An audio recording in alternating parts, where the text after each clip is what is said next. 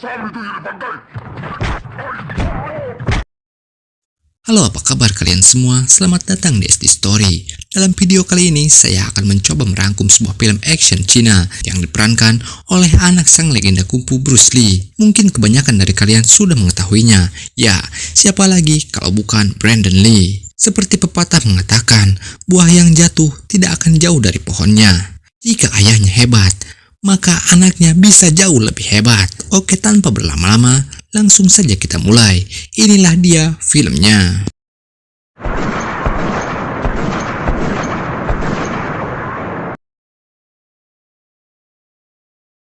Film dimulai dengan memperlihatkan seorang bos mafia yang cukup terkenal di daratan Cina. Pria itu bernama Tuan Lee.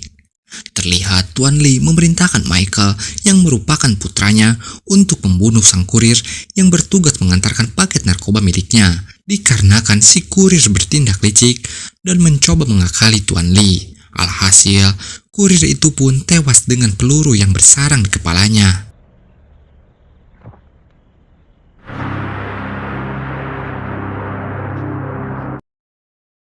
Di keesokan harinya, terlihat Tuan Lee dan Michael sedang bersama dengan salah satu oknum polisi korup bernama Sammy Chow, yang selama ini telah menjadi tameng atau mengamankan bisnis haram Tuan Lee agar tidak tercium oleh hukum. Pada pertemuan itu, Sammy Chow meminta imbalannya ditambah menjadi 2 kali lipat, karena bisnis Tuan Lee sudah semakin luas dan semakin besar. Namun, Tuan Lee tidak setuju akan hal itu. Sammy Chow pun memperingatkan Tuan Lee jika sampai ada masalah di kemudian hari, maka itu bukan tanggung jawabnya. Akhirnya Tuan Lee dan Michael pun merencanakan untuk membunuh Sammy Chow karena bisa menjadi ancaman pada bisnisnya di kemudian hari. Tuan Lee pun menyuruh Michael untuk mencari seseorang yang bisa dikambing hitamkan dalam rencana membunuh Sammy Chow. Sementara itu di keesokan harinya, kita dibawa pada sebuah bar. Di sana merupakan tempat bekerja seorang pria bernama Brandon, yang merupakan tokoh utama kita dalam film kali ini. Brandon mempunyai seorang kekasih bernama Mai. Mai dan Brandon sama-sama bekerja di tempat itu, dan Brandon juga merupakan teman akrab dari Michael. Terlihat Michael pun ada di tempat itu. Saat Brandon sedang bertegur sapa dengan Michael, tiba-tiba datang beberapa preman kampung yang meminta uang jatah keamanan pada manajer di bar itu. Saat Brandon hendak menyiapkan minuman pada preman itu, tanpa sengaja minumannya tersenggol dan tumpah tepat di baju sang preman. Alhasil, preman itu pun langsung memukul Brandon.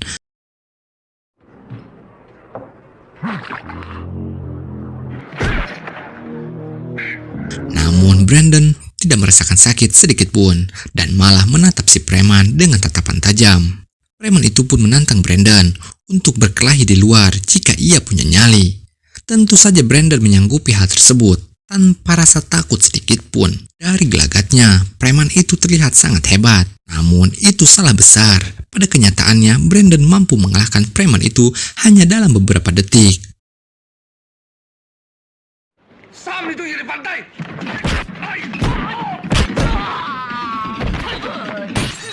Perkelahian itu pun menimbulkan keributan, sampai akhirnya para polisi pun datang mendatangi tempat itu.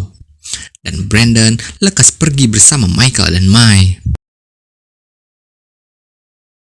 Di keesokan harinya, Brandon, Michael dan Mai terlihat mereka pergi berlibur bersama. Di sana Michael memperlihatkan sebuah pistol pada Brandon yang baru saja ia beli di Thailand. Michael sebenarnya sangat menyukai Mai, yang merupakan pacar temannya sendiri. Terlihat tingkah laku Michael pada Mai sangat penuh harapan. Namun Brandon tidak menyadari hal itu.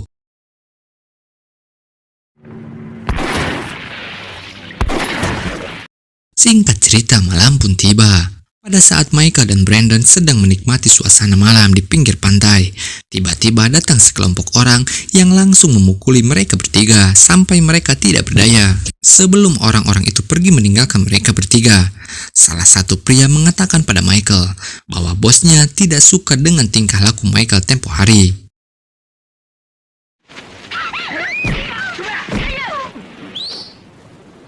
Michael pun menyimpulkan bahwa Sammy Chow lah yang telah membayar orang-orang itu untuk menghajarnya. Beberapa hari setelah kejadian itu, pada malam hari terlihat Tuan Lee dan Michael merencanakan untuk membunuh Semi Kau. Nampak Tuan Lee dan Michael membuat skenario pembunuhan dan akan menjadikan Brandon sebagai kambing hitam atas pembunuhan tersebut. Tuan Lee pun terlihat menelpon Semi Kau. Tuan Lee berpura-pura meminta maaf dan mengajak Semi Kau untuk bertemu dan menyerahkan uang yang tempo hari Semi Kau minta.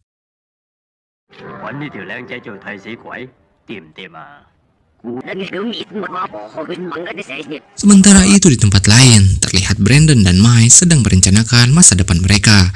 Tiba-tiba Michael menelpon dan mengajak Brandon untuk bertemu di sebuah restoran. Sebagai teman yang baik, Brandon pun mengiyakan ajakan Michael, tanpa Brandon sadari bahwa Michael berniat jahat padanya. Singkat cerita, akhirnya Brandon pun menemui Michael di sebuah restoran. Terlihat Michael berada di tempat itu dengan seorang anak buahnya yang duduk di seberang dan tidak diketahui oleh Brandon. Michael pun mengatakan pada Brandon bahwa ia akan bertemu dengan Semi Kau untuk membicarakan bisnis. Terlihat Michael membawa sebuah pistol yang ia simpan di bawah meja, tepat di kaki Brandon. Tak berselang lama, Semi Kau pun tiba di tempat tersebut. Dengan segala tipu muslihat, Michael merekayasa seolah-olah Semi Kau akan mencelakainya.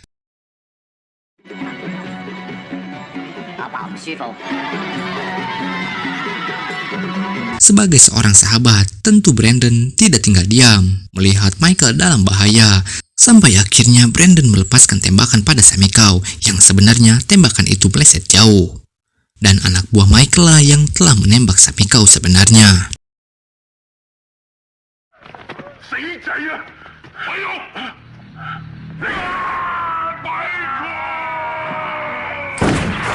Dan kejadian itu seolah-olah Brandon lah yang telah melakukannya. Akhirnya Brandon pun ditangkap oleh polisi. Singkat cerita, akhirnya Brandon pun dipenjara atas kejahatan yang tidak ia lakukan.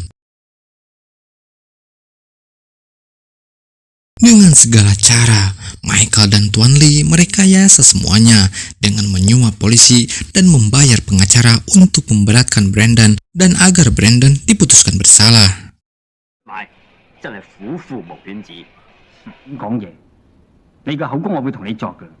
Setelah menjalani serangkaian persidangan, akhirnya Brandon pun diputuskan bersalah dan divonis 8 tahun kurungan penjara.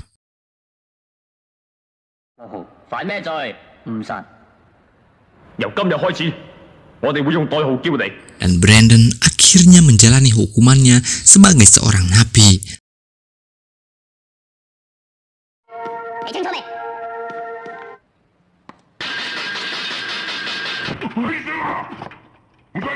Nampak Brandon mendapatkan seorang teman bernama Aseng. Aseng ini merupakan seorang penyelundup senjata api dan karena itulah ia mendekam di penjara. Baru beberapa hari di dalam penjara, Brandon sudah mendapatkan masalah. Di saat semua napi sedang berjemur di halaman, terlihat Brandon diganggu oleh seorang tahanan berbadan cukup besar. Pantang bagi Brandon untuk takut, apalagi tunduk pada pria itu. Brandon pun melawan dan akhirnya perkelahian pun terjadi.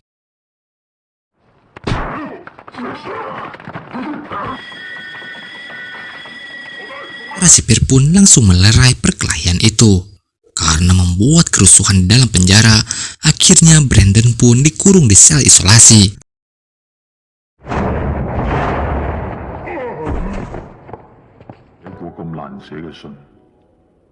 Saat Brandon sedang menjalani hukumannya, sementara itu di tempat lain terlihat Mai yang harus menunda rencana pernikahannya dengan Brandon dan ternyata saat ini Mai sedang mengandung anak Brandon.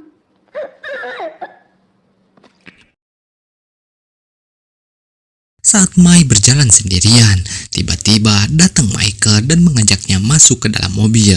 Tanpa rasa malu, Michael malah mengajak Mai untuk menikah dengannya dan mengkhianati Brandon. Tentu Mai tidak mau dan mencoba menolak, namun Michael malah berniat memperkosa Mai. Dan beruntung, Mai berhasil lolos dari Michael.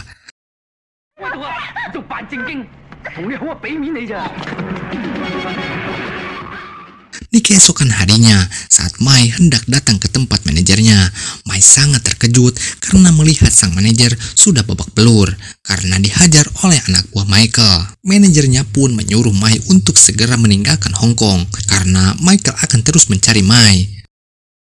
Demi kebaikannya, Mai pun memutuskan untuk pergi ke Brazil dengan seorang kakek yang sudah menganggap Mai sebagai anaknya.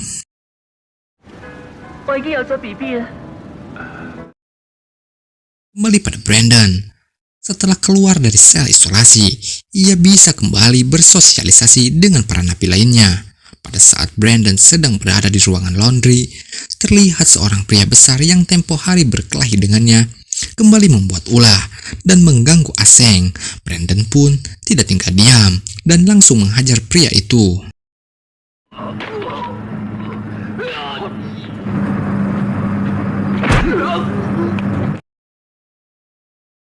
Tiba di siang hari, Brandon terlihat dikunjungi oleh mantan manajernya dulu. Manajernya pun menceritakan bahwa Mai telah pergi ke Brazil karena jika terus berada di Hong Kong, jiwanya bisa terancam. Hal itu karena Michael masih terus mencari Mai. Manajer itu pun berkata pada Brandon bahwa Michael lah yang sudah membuat Brandon berada dalam penjara dan sengaja menjebak Brandon dan mengkambing hitamkannya atas pembunuhan Sammy Chow. Kekecewaan pun tidak bisa Brandon sembunyikan saat mengetahui bahwa sahabat baiknya bisa berbuat sekeji itu padanya.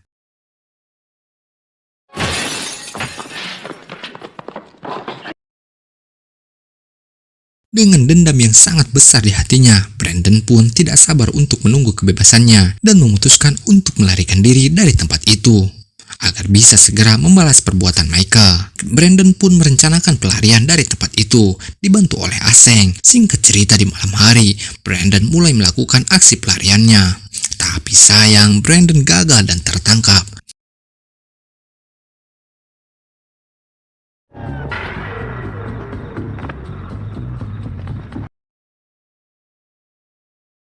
Setelah percobaan pelariannya gagal, akhirnya Brandon mulai menerima keadaan dan akan menunda balas dendamnya setelah ia bebas nanti. Karena sebenarnya 8 tahun itu tidak lebih dari 7 tahun 12 bulan. Sementara Brandon menjalani hari-harinya sebagai seorang tahanan, di sisi lain terlihat Tuan Lee mewariskan seluruh bisnisnya pada Michael dan menyuruh Michael untuk mengembangkan bisnis mereka. Singkat waktu, akhirnya Michael telah menjadi bos mafia di Hong Kong.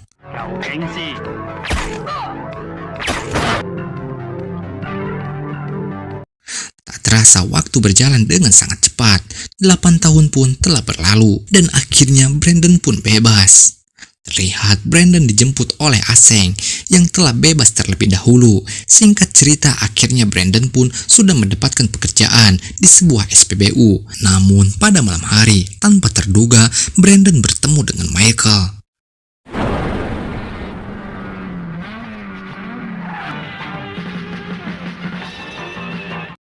Brandon pun langsung keluar dari tempat kerjanya karena Michael akan menyuruh anak buahnya untuk menghabisinya jika ia masih berada di sana. Setelah berhenti dari pekerjaannya, Brandon pun terlihat sudah mendapatkan pekerjaan yang baru di pembuangan sampah terakhir.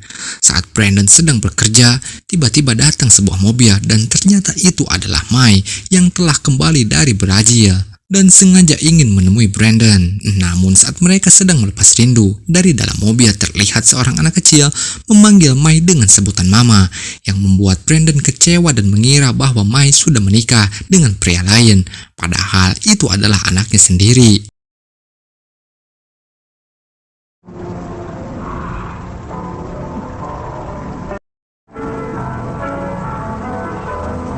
Belum sempat memberitahu Brandon bahwa itu adalah anaknya, Mai terpaksa harus kembali ke hotel. Namun saat tiba di hotel, tanpa diduga, ternyata Michael pun berada di tempat itu. Mai pun mencoba menghindar, namun sayang, akhirnya Mai dan anaknya berhasil diculik oleh Michael.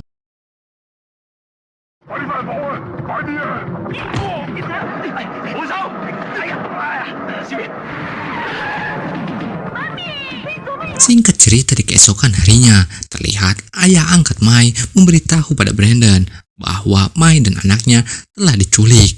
Namun tak berselang lama, Tiba-tiba anak buah Michael datang dan langsung memberondong Brandon dengan peluru yang mengakibatkan ayah angkat Mike tewas di tempat. Brandon pun tidak luput dari kejaran anak buah Michael, sampai akhirnya aksi kejar-kejaran pun terjadi.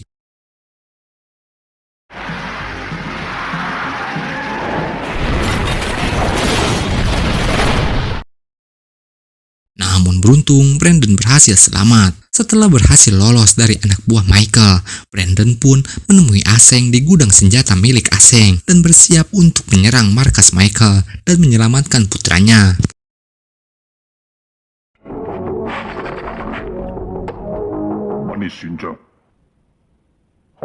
Brandon pun pergi ke markas Michael dan ditemani oleh Aseng. Saat dalam perjalanan, Brandon langsung disambut oleh anak buah Michael. Aksi kejar-kejaran serta adu tembak pun tidak terhindarkan.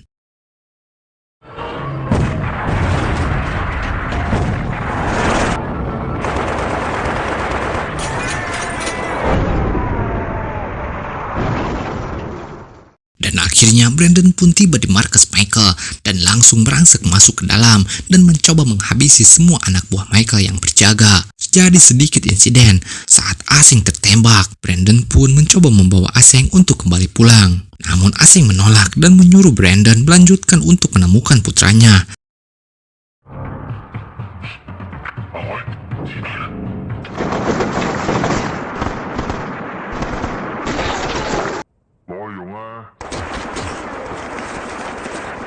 Setelah Aseng tertembak, Brandon pun menjadi semakin marah dan langsung mengamuk menghabisi semua penjaga. Sampai akhirnya di sebuah ruangan, Brandon menemukan Mai sudah tak bernyawa.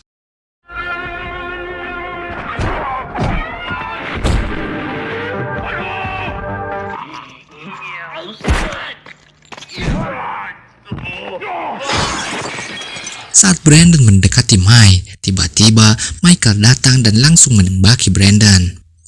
Namun Brandon bisa membalikan keadaan dan membunuh Michael.